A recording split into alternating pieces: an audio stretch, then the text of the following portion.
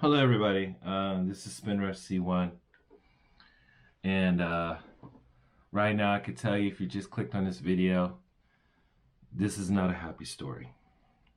Not a happy story at all, okay? So I want to point out some facts and just let you know what's going on with this particular car. Okay, first off, make sure you're watching the right video. This is supposed to be the Lockedtite Tenacity DB Pro, the new one that's still fairly new. I ordered this back in January. I went through back order at first, and I had to wait like a month for it, and then it finally came. And since I got it, it has been a nightmare. Now, I gotta tell you right now, and unfortunately, I never got to drive this car. I had purchased everything that I needed. The Spectrum S210 to 1000 smart charger. I got the Spectrum 3S batteries. I got the Spectrum smart checker. I bought the IC5 to IC3 connectors. I just bought basically the whole kit. I prepared everything for this car. And this is such a beautiful car. I honestly, I wish this car was working. I wish I could tell you a happy story, because I dreamed about this car. It's so cool. The size, the tires, the Falcon tires, the LED light bar, it's everything. This was it. This was the one I dreamed about. It's like, yeah, that's the car. It's about $475, $500 almost. Could be almost $600 when you include shipping. So let me tell you what happened coming right out of the box. First off, the wheels were not aligned. I'm going to try to put a picture-in-picture in this video so you can see what I experienced right away. The wheels were not aligned right. I guess it has something to do with the servo horn, and that probably could have been adjusted. But the same thing happened on another car from Lockedtite, which was the Mini 8 DB. I had to adjust the servo horn on that one, and then it just like broke after one run. Okay, but I got to stick to the topic here. We're talking about this car. So the first problem I noticed was that the wheels were not aligned, but no big deal. I had planned on converting the car from 2S to 3S right out of the box. I had watched many YouTube videos just like you are now. You're like, okay, wow, look, I saw it on 2S and I saw it on 3S, and you see people like Aussie RC or CC times RC who just told you, hey, this car is great on 3S. And so that's what I planned to do, what I had planned to do, until problems arose straight out the box. Okay, so let me move this. This is just to let you know that you're looking at the right vehicle that you're considering. Okay. So yeah, again, the wheel alignment was off right out of the box, and then the really big problem came. The problem came when I wanted to change this pinion right here from this pinion is basically the stock pinion for 2S. And of course, as it suggests by the manufacturer and by many other people who are, veterans in this, they say, okay, change that pinion and put the optional pinion that they include in the box on there, and it'll be fine. If you're just reading the instruction manual, it'll just say in instruction manual, just loosen up a couple screws here, get the grub screw out, and then just switch the pinion. Easy does it, easy peasy? No, not at all. And this is where the nightmare begins. I, for the life of me, could not get the set screw out. And I'm gonna have to come over. I'm gonna get up in just a second and move the camera around so you can see what I had to do. I'm still at this point. It's been a week since I received this car, and wow, there's no getting that pinion off. Now, again, this is my story. This is not necessarily your story, but I have talked to people on Lockedtite Tenacity Facebook group who have experienced this. It's way too much Lockedtite, and I'm just going to show you. I have tried. Let me stand up now and bring the camera in, okay? And I don't want to make this video too long, so I just got to get right to the point. Okay. So what you're looking at right here, of course, there's the gear pinion there. I couldn't get the set screw out. We tried using a heat gun, tried using a soldering iron, and I hope I can get this. Sorry, there's a little bit of shadow there. I couldn't get this off no matter what. And I dremeled it. I tried to drill it out. Some people told me try drilling it out, 5 minutes, good to go. No, that didn't work as well.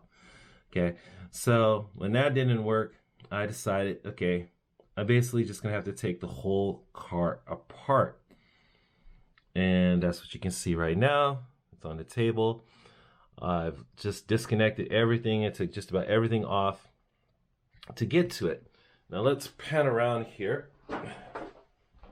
Come over to the other side, okay? So, yeah, I was basically gonna take everything off here on this center bar here. I was gonna take this all out, and I was gonna take out the center diff cover here to get to this silver stainless bracket here, so I could just remove that, and then take out the 2 screws from the bottom of the chassis and just remove the whole thing. And then I had some other tools that I was gonna use to get this thing off. Basically, I had purchased a pinion pull remover and a couple other tools just to get this off. Again, I tried using the Dremel. I tried using my Hako. I like just putting it there to heat that up, focused it. There's my Makita right there. I tried to use that. I started removing the screws here. Okay, see, there's just one screw there. Okay, this one right here, and then right here in the center, there's one more. Okay, when I remove these screws, you could hear a crack. Like they used so much Lockedtite, I mean, it literally cracked. You could hear this cracking sound when you twisted it, and you had to use like brute force. And unfortunately, you know, most guys are using like professional tools, whether they're Yokomo tools or Huddy tools. And this is a Tamiya's kit that I use. It just wouldn't work. Okay, you can see it going right in there. No, it will not come out.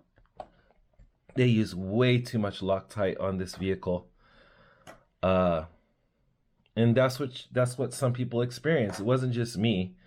Of course, you know, yeah, there are guys out there like, yeah, man, I had no problem with it. Just, you know, changing opinion was easy breezy for them, and they didn't get a lemon. I feel like I got a dead brick.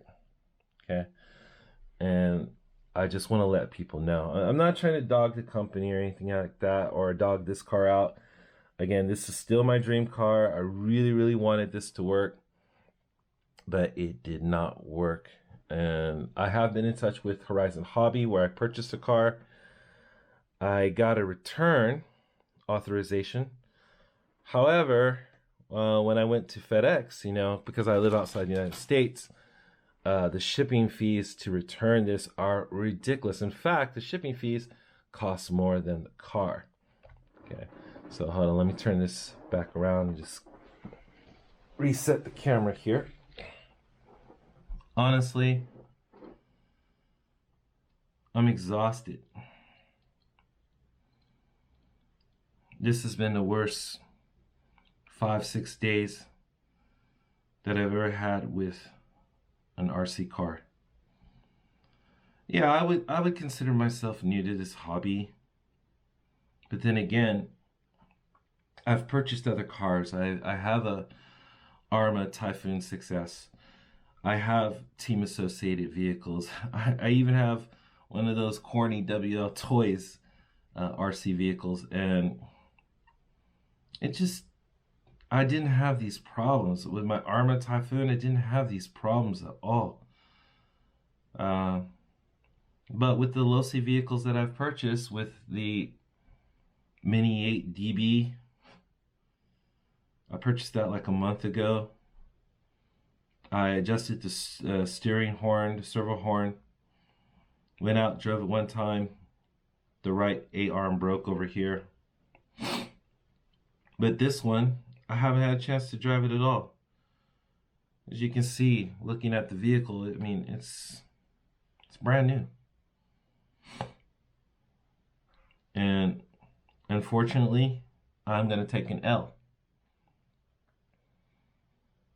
because I've exhausted my efforts to try to remove these super cemented screws on this vehicle. I understand, I get it. You know, you want to make these cars tough.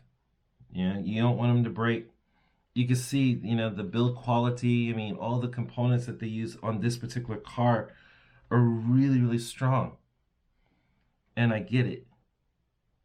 But the manufacturer should know that if you advertise that, you know, you can use 2S or 3S, well, guys are going to use 3S. They're going to change this out. They're going to change this out. And it won't come off. And on top of that, it's like, yeah, it'd be easy if I could just remove this whole engine. And, you know, but in order to get to that, I got to unscrew this center bar here that goes all the way across lengthwise with the car. And then I discovered that these two screws, they're locked in there so tight. I actually went and got like a, you know, like an extractor tool. Man, sorry. Glasses came off because I'm just frustrated. Anyway, I just want to warn people. You know, I'm not trying to dog them out, but you got to know this. If you decide to purchase this car, you got to know. It's not just the issues that I had with my wheel alignment with this. I also, you know, watched all the other YouTube videos, people who ran the car and their tires came undone. Yeah, you're looking at some possible issues here. If I were you watching this video, you know, I would think twice.